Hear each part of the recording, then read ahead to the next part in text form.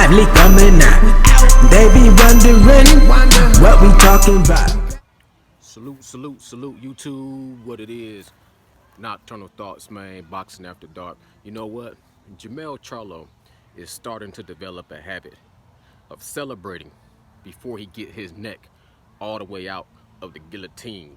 You know, we seen this in his fight, his rematch against Tony Harrison. When he had him hurt, he's up on the corner on the ropes celebrating, and the fight is still going on. So I feel like leading up to this fight, his mentality was already in a celebrating mode, in a victory mode.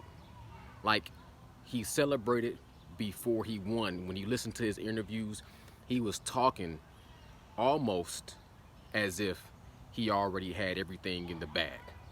And the thing is, the job ain't over until the job is over. The work is not done until the work is done. And when you think you've done enough work, do more work. Castano almost outworked Charlo. I gotta go back and watch it and take, round for round. I like to see a pressure fighter that can put his man against the ropes and deliver some punishing blows. Both men was hurt. It has some swing rounds in there. Judges, they have different perspectives and they have a tough job. So I tend not to be so harsh when I criticize the judges. And at the same time, I don't want to criticize the athletes. It was very entertaining. It was a very good, enjoyable fight. Take my hat off to Brian Castano. I take my hat off to Charlo, and they both get a proper salute from Nocturnal Thoughts. Here's the thing, it was a draw. Now, me, myself, personally, I can see things straight down the middle sometimes. So I don't argue with the draw. Some credible people had Charlo edging out a victory. Some people had Brian Castano edging out a victory. When it's like that, a draw makes sense to me. Me personally, I have to go back and really look at it and analyze it. But to me, a draw made sense, but I would lean towards Castano because I like to see the pressure fighter. I like to see the guy that can put on the heat and put his guy against the ropes and put in some damage. But both guys got hurt and both guys got off. But to me, it was like Charlo. He almost was in his mentality where Marvin Hagler, rest in peace. It's hard to get up and run miles in silk sheets. When you sleeping in silk sheets, it's hard to wake up and run miles.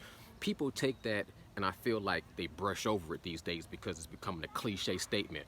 Marvelous Marvin Hagler said, it's hard to wake up out of the silk sheets and run miles. When you're an athlete, when you like to train, when you love to train, like Jamar Charlo, Manny Pacquiao, it's not hard. It's not Marvelous Marvin Hagler.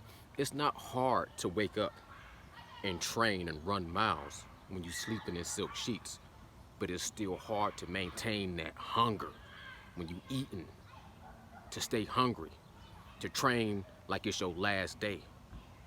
You know what I'm saying? Like Jay-Z said, when I lay something down in the booth, I train my mind to feel like my first is my last and my last is my first. It's hard to stay hungry for anybody in any sport, in any level of life.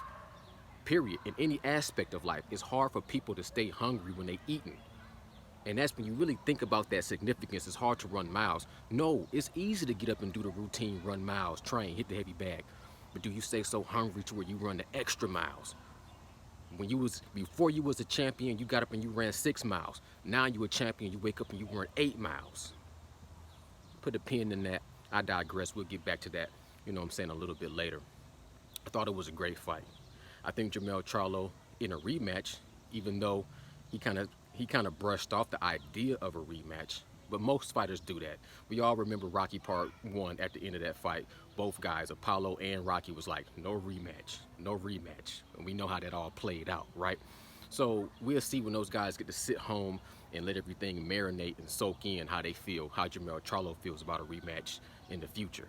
Because I think he's going to want a rematch once he starts getting all the hate mail and people saying he was robbed, that Castano got robbed and he got a gifted, you know what I'm saying, decision and things like that. I think that's going to eat at him, and it's going to reunite, it's going to reignite that fire in the furnace to get him back where he needs to be, to understand that you're not a champion yet. You're not a unified, undisputed champion yet. And this fight between Brian Castano and Jermell Charlo should make a lot of people see how hard it is to capture undisputed unification, and give more credit to Josh Taylor for being able to do that in 140. Just like people gave Terrence Crawford his roses while he could still smell them. Now, is Josh Taylor going to stay hungry, or is he full? You dig what I'm saying? Jermell Charlo, to me, this should increase his appetite. It was a good fight. I cannot argue with the draw.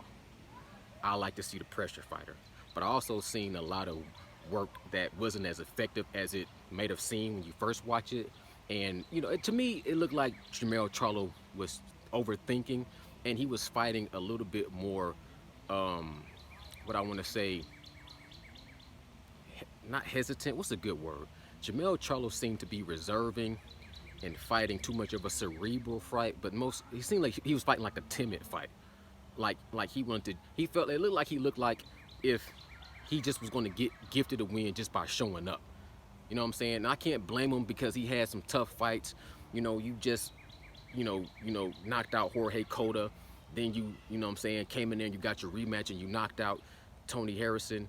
And then you stabbed Jason Rosario with a body shot. You on a high, you know what I'm saying? You used to winning. And you go into this unification, you feel like it's already there. You know what I'm saying? You just raking in the damn poker chips. But you don't understand that this man is still holding the full house on you.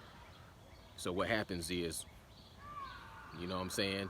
What happens is you can lose your house. You dig? You can lose the keys to your car. You can lose your damn stack of poker chips if you're not understanding that as hard as you work to get $1, it's always 3 people that's working twice as hard to take it from you before you get it.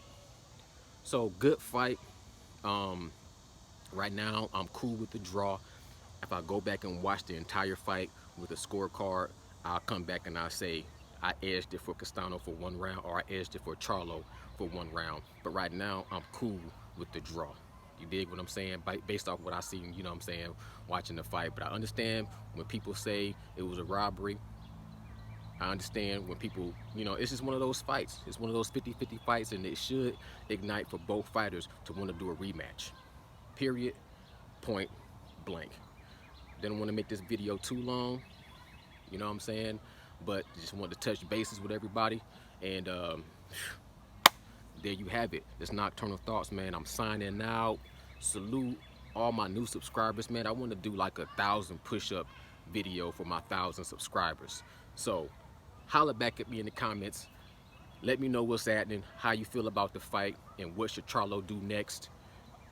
Let's keep it respectful, and let's keep it in appreciation to these athletes that actually are getting the fights past the finish line, when you got good fights that could be happening that get canceled for little fake reasons like COVID-19, which is making me want to say, if you're using COVID-19 as an excuse, I don't want to deal with you no more.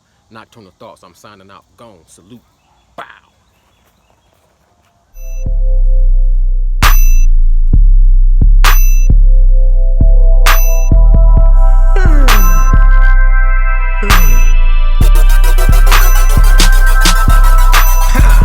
Sleepy going in, lively coming out.